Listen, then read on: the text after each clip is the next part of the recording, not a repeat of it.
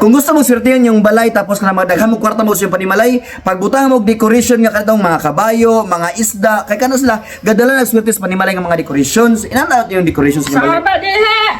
Wabo din yung silti ni mo maglingkuray ra ka, di ka mo lihok. Hanto maghapon maglingkod ra ka ingon ani. Bisan unsa pa din hangin mong pang-decoration sa bahay, mga isda, mga kabayo.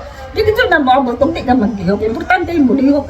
Hindi ba di mas Ginoo lihok tao kay kabagan ko ikaw. Abot ang silti nimo ana. Ga istorya ra man ako say. Di ka mo tawag swerte di ay. Unsa may swerte? O, ningon ani ra ka.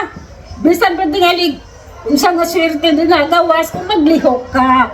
Gawas kung itugas Ginoo nga basultihan nga jud ka, imo na pero gingon anak ka nga naglingkuray ra, asa-asa ra ka, nagpaabot ra ka og swerte nga. Naghatag ra man tawag advice sa ila kung kasapan makunin mo na eh. Siyempre, hindi man na maupo ng gasto-gasto, wala man lang gawan. Dekorasyon, di ba na gawan. Pahimana, asa na, kanang pakuan man lang man na, pakulo man lang man na sa Chinese. Sa iya na lang mo to, sa mong kani oy.